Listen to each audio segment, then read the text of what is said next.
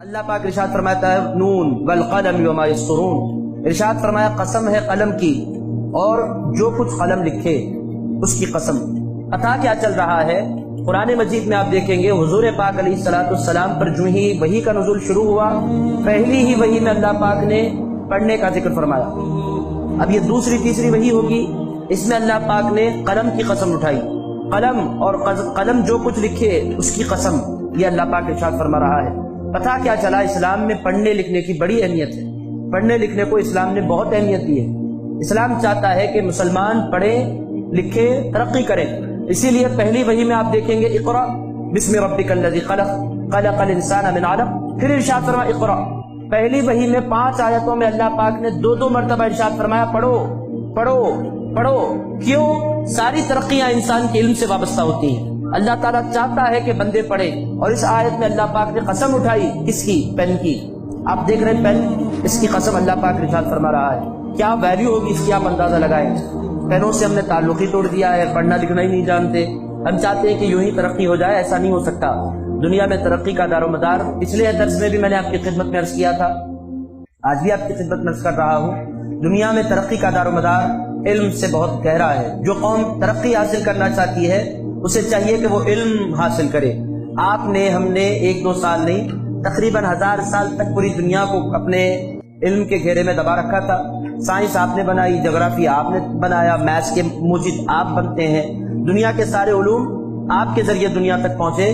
دنیا میں جتنے علوم پانے، کیمسٹری، اس کا فادر بھی کوئی نہ کوئی مسلمان ہوگا۔ آپ دیکھیں تو اس مسلمانوں نے ایک لمبے زمانے تک علم کے ذریعے پوری دنیا پر حکومت کی ہے۔ آج عالم کیا ہے؟ مسلمان علم سے کورے ہیں، پڑھتے بھی ہیں تو پاس ہونے کے لیے پڑھتے ہیں، پڑھتے بھی ہیں تو دل لگا کر نہیں پڑھتے۔ لاٹھوری پوری دنیا کی ہمارے نوجوانوں میں آ گئی ہے، اور شرافت پورے مسلمانوں کی کسی اور قوم کے اندر آ گئی ہے۔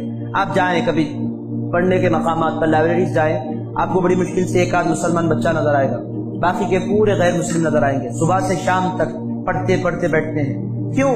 ان کو دنیا کمانا ہوتا ہے۔ مسلمان کو پڑھنا کیوں ضروری ہے؟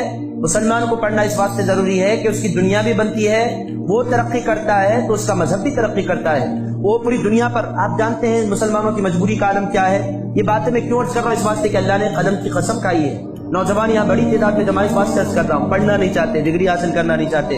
عالم کیا ہے؟ اللہ نے پیٹرول دیا کہ نہیں دیا؟ آئل دنیا کی سب سے بڑی دولت مانا جاتا ہے، آئل، تیل کو۔ اب آپ تیل اللہ نے دے دیا، نکالنا ان کو نہیں آتا۔ آپ جائیں، ملکوں کا عالم کیا ہے، آپ آؤ نا ذرا تیل نکال کر دے دو نا ہمارے کو، ہمارے پاس اللہ نے تیل دیا ہے۔ اتنے مجبور، اتنے لاچار۔ عالم کیا ہے؟ ہم نکالیں گے، اتنے % ہمارے کو دے دینا، اس کی قیمت ہم مقرر کریں گے، ہم جس ملک کو چاہے جتنا چاہے دیں گے، آپ جو کرتے ہیں کیجئے، تھوڑا سا تیل نکال کر ہمارے کو دے دیجئے۔ یہ کیوں ہو رہا ہے؟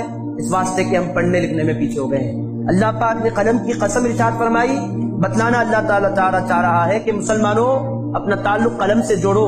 عالم کیا ہے؟ کئی مہینے قلم اٹھانا ہی نہیں پڑتا۔